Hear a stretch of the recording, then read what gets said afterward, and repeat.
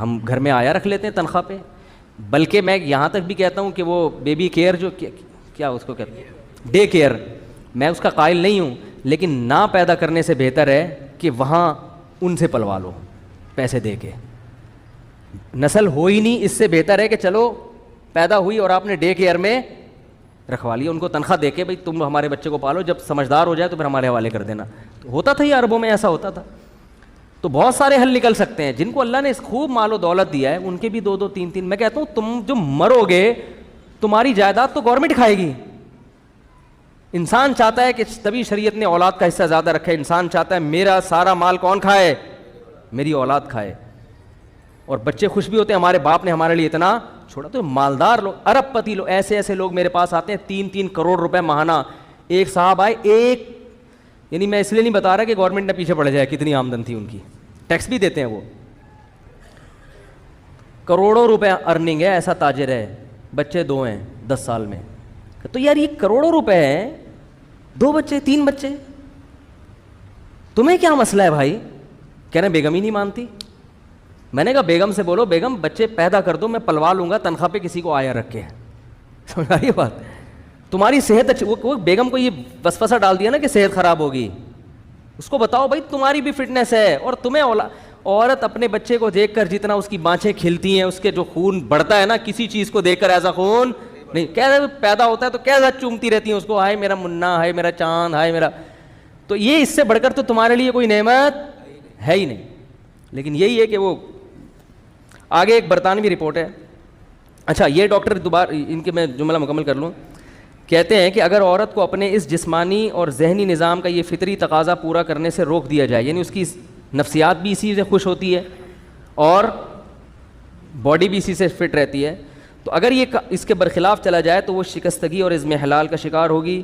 ماں بننے سے وہ ایک نیا حسن, ایک روحانی بالیدگی پاتی ہے جو اس کمزوری پر غالب آ جاتا ہے جس سے وہ ولادت کے دوران دوچار ہوئی تھی. یعنی یہ ریکوری بہت جلدی ہو جاتی ہے. مولانا نہیں کہہ رہے, یہ نوبل انعام یافتہ ڈاکٹر کہہ رہے. آگے چلیں, ایک برطانوی رپورٹ ہے, British National Birth Rate Commission, ان کی رپورٹ ہے.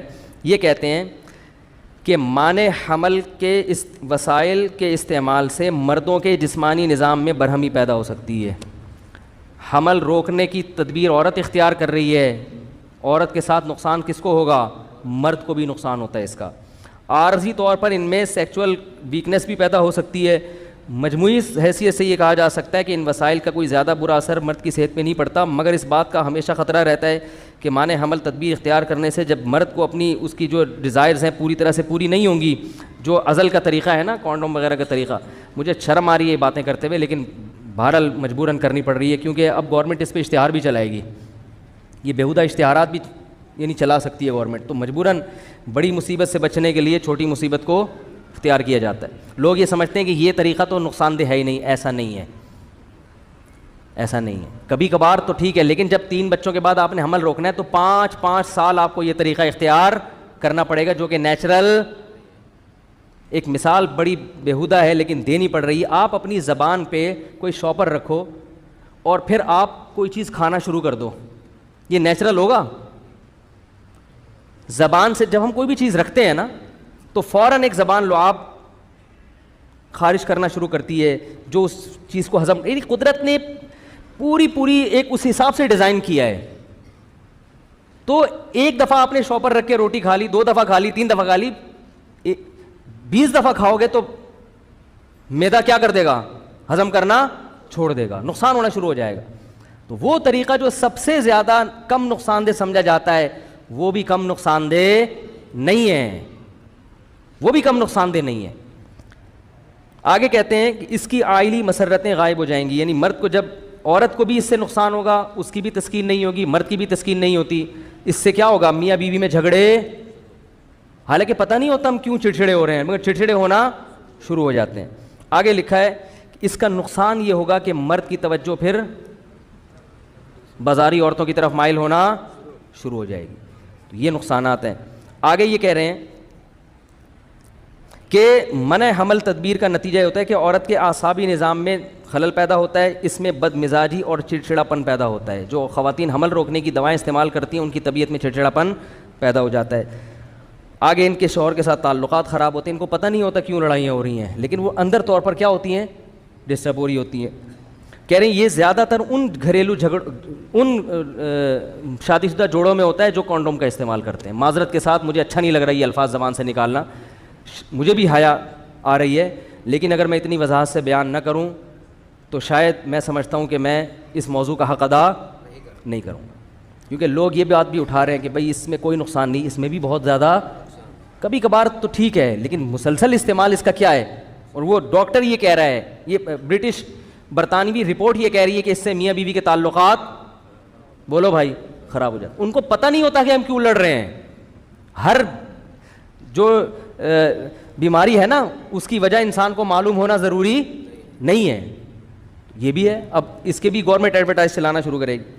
آگے ایک ڈاکٹر میری ہے, یہ بھی یو کے کی ڈاکٹر ہے, یہ کہتی ہیں کہ اسقاط کی وجہ سے بڑی تعداد میں ایسے اثرات مرتب ہوتے ہیں جو آئندہ ولادت کے امکانات کو بری طرح مجروح کر دیتے ہیں. بسا اوقات خاتون عورت حمل روکتی ہے کہ ہم اگلے 2 سال کے بعد پیدا کریں گے, 2 سال کے بعد پھر پیدا نہیں ہوتا, اولاد سے محروم ہو جاتی ہیں وہ. یہ بھی بہت دفعہ ہوتا ہے, یہ آپ کے اختیار میں نہیں ہے کہ کس سال بچہ پیدا ہوگا. تو پھر یہ میں ڈاکٹر الیکسس کیرل کا آپ کو وہ میں دوبارہ دہرا دوں, وہ کہتے ہیں کہ ایک احمقانہ عمل ہے کہ عورت کو ولادت کے عمل سے روکا جائے. اب جتنے فتوے آپ نے دینے مولویوں کے خلاف مت دو, یو کے, فرانس کے اور یورپ کے دیگر ممالک کے جو نوبل انعام یافتہ ڈاکٹر ہیں نا, آپ ان کو بولو کہ یہ ہمیں 500 سال پیچھے لے جا رہے ہیں, یہ کتوں کی طرح بچے پیدا کروانا چاہ رہے ہیں. معذرت کے ساتھ یہ الفاظ ہیں ان کے.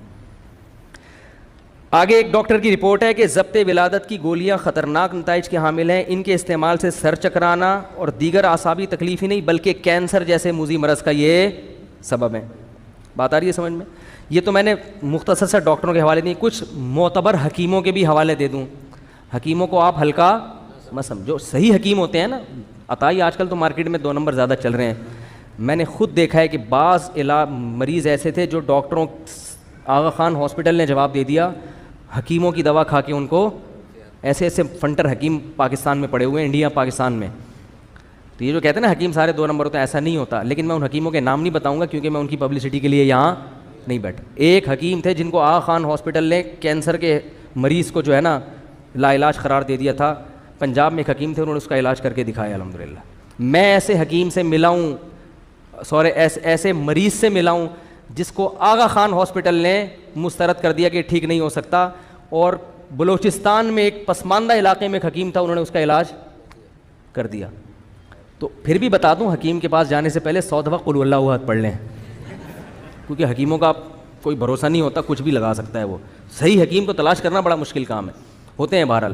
اور میں نے ایک سرجن کو, آرمی کے سرجن کو دیکھا حکیم کی معجون کھاتے ہوئے, کہہ رہے یار کسی سے ٹھیک نہیں ہو رہا اس کمبخت کی دوا سے, میں خود ٹھیک ہونا شروع ہو گیا ہوں. کمبخت تو میں خود اپنی طرف سے کہہ رہا ہوں. تو آپ کو معلوم ہے کہ ہمارے ملک میں چند بڑے حکیم پیدا ہوئے جو واقعی بڑے خاندانی حکیم تھے, جن میں ایک حکیم محمد سعید بھی تھے. حکیم محمد سعید نے یہ مضمون شائع کیا ہے ہمدرد میں جولائی 1985 میں. اس میں یہ انہوں نے پوری ایک عورت کی ہسٹری بیان کی کہ اس کی صحت بگڑتی جا رہی تھی, جس کا میں خلاصہ بیان کر رہا ہوں. بالآخر ہم نے اس سے کہا کہ اولاد کی ولادت پہ آ جاؤ, بچے پیدا کرنا شروع کر دو. اس عورت نے ان کو خط لکھا کہ میری تمام بیماریاں الحمدللہ ختم ہو گئی. یہ پورا انہوں نے خط اس عورت کا شائع کیا اس اخبار میں. آگے وہ یہ لکھتے ہیں کہ ضبط ولادت کی گولیاں استعمال کرنے والی خواتین فالج کا بھی شکار ہو جاتی ہیں. ہمارے ہاں تو فری میں بانٹی جا رہی ہیں یہ دوائیں.